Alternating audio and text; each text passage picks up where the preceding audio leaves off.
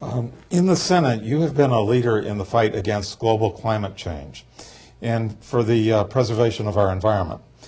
Being in Windham County, the problem of Vermont Yankee is much closer to you than most of us, and you have led the fight in the Senate to close the plant in 2012. Are you confident that the plant will now be closed in 2012, or is there a risk that a new Republican governor might yet renew their license? You know, I think that the ability of Entergy Louisiana to get their way nationally and in Vermont should not be underestimated. And I wouldn't just blame it on the Republicans. I think some Democrats have been pretty sympathetic to Entergy Louisiana over the last several years too. So my feeling about this is pretty clear. We have an aging nuclear power plant in Vermont. It happens to be in the district where I was born and raised. Interestingly, they used to call me in my early years in the Senate, some used to call me the senator from VY, because I supported that plant. I felt that Vermonters made a promise. It was owned by Green Mountain Power and CV locally, that we would keep it for 40 years, that at the end of the 40 years, the plant would be returned to a greenfield and the high-level nuclear waste would be taken away from Vermont. The deal has changed. Now it's owned by a company, Entergy Louisiana, who's much more interested in padding the pockets of their shareholders on Wall Street, which they do a good job of, than they are in looking out for the interests of Vermonters. The biggest problem we have with Entergy Louisiana is they can't seem to tell us the truth. On top of that, they've changed the deal. Now they want to leave the carcass of the plant on the banks of the Connecticut River in a floodplain for the next 60 years because they're too greedy to fill up the decommissioning fund, which they promised to do. So it's $600 million short, the fund that's going to be used to clean it up and take it away, the decommissioning fund. $600 million short. That's $1,000 for every living Vermonter, including the babies that were just born. I mean, that's big money. Now, if it was some struggling company, perhaps we'd be a little more sympathetic. But this is a company that paid their CEO, Wayne Leonard, over the last several years, $325 million for his hard work. The fact that they can claim that they don't have the resources to keep their promise on the cleanup fund, but they can give their CEO $325 million for whatever it is that he does, come up here and not tell us the truth, seems a little unlike the way we do things in Vermont. So my position is it's got a bunch of leaking pipes down there, cesium, cobalt, tritium, and other substances, strontium. Strontium-90, just so you know, is a high-level nuclear isotope, just to make sure that we all get this one, that attacks growing organisms, young growing organisms, like children. And it gets in your teeth and in your bones. That's what it goes after. And once it gets there, it has a life of 28.5 years. In the process of being in your body for 28.5 years, it creates high incidences of leukemia and other cancers. Now, I was talking to a business group up here in Chittenden County recently, and they were upset with me about my position on Vermont Yankee and closing it down on schedule in 2012. And I said, I want to ask you all a question, and I don't expect you to answer it, but I want you to think about the answer on your drive home from this meeting. When that plant was originally designed, it needed to be cooled with water. And back in the 60s, there were two sites for it. One was as far as you can get from the state of Vermont and still be in Vermont, which is where we put it, in my district, right on the Massachusetts-New Hampshire border. Literally, you couldn't get closer to New Hampshire without actually hopping into the river. And you couldn't get much closer to Massachusetts. The other site was to cool it with waters from Lake Champlain. It was going to be in Shelburne. And my question would be, what if it had been chosen to build it in Shelburne, right next to Vermont's greatest jewel, Lake Champlain, the lake that we just spent $100 million trying to clean it up with the Clean and Clear program?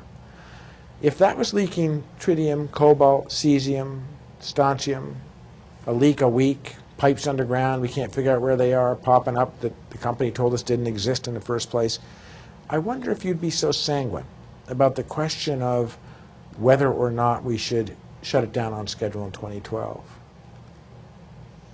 And this tritium, it leaks into the water, it goes into the ground, and then you're next to the river, so that goes down into the water. And then if it were Lake Champlain, people drink that water. And I imagine the Connecticut River, that goes down through areas where people drink it too, right? It does. And that's going to be in people's teeth for 28 years? Well, the tritium doesn't have that particular isotope. The tritium is not a good thing, but it's not as bad.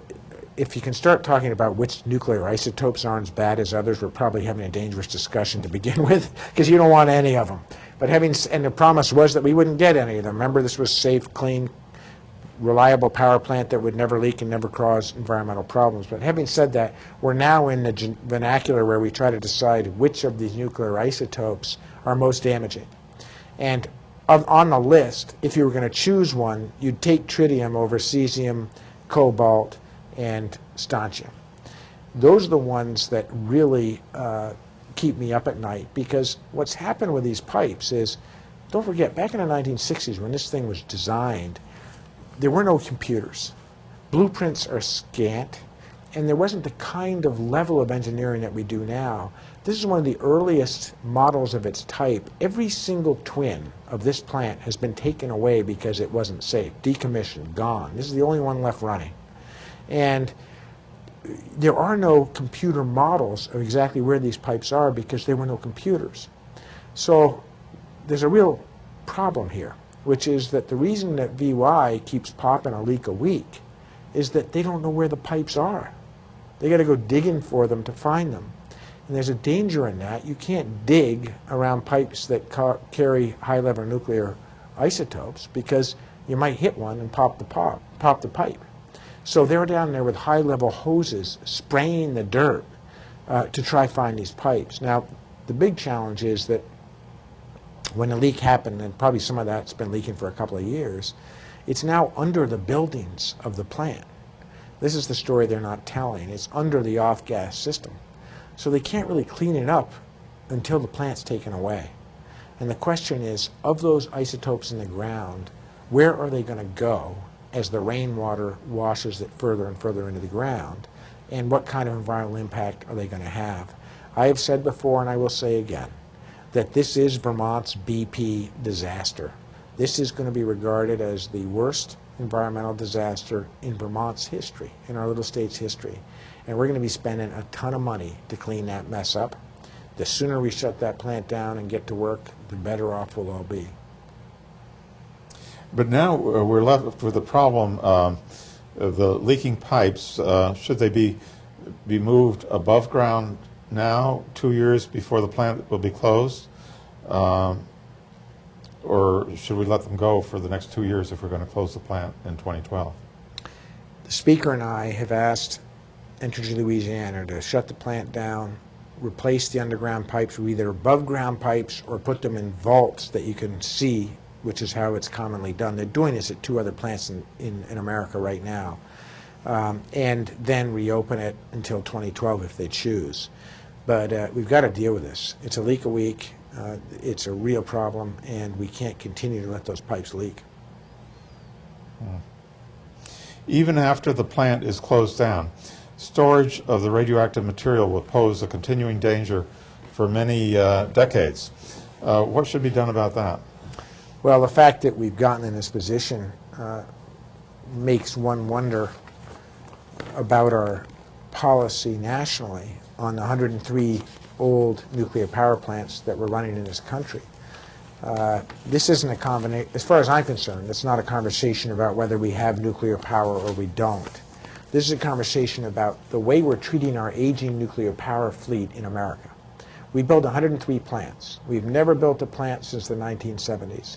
What we know about those plants is they're growing old, they're leaking tritium and cobalt in many situations, not just ours, and we're acting as if, on a national energy policy, we can kind of run them forever without any consequence. Now that's just insane. You're taking something beyond the designed, engineered life and saying, oh, no big deal, we'll just keep popping power out of these things. I think it's crazy. So to answer your question, I really feel strongly that we are forever endowed as a little state with this high-level nuclear waste. That the federal government has broken its promise, will continue to break its promise, and we're stuck with it. So the question is, what do we do with it? How do we safely store it as a state? And how do we compensate the folks who are storing it? And that's a question that hasn't been answered yet, but as governor, we're going to answer it, because someone's going to have to pay. Imagine that a company came to us now and said, we'd like to site a high-level nuclear waste dump in Vermont. Who wants it, and how much do we have to compensate you to take it? That really has to be the question as we face the inevitable, which is that we're stuck with it.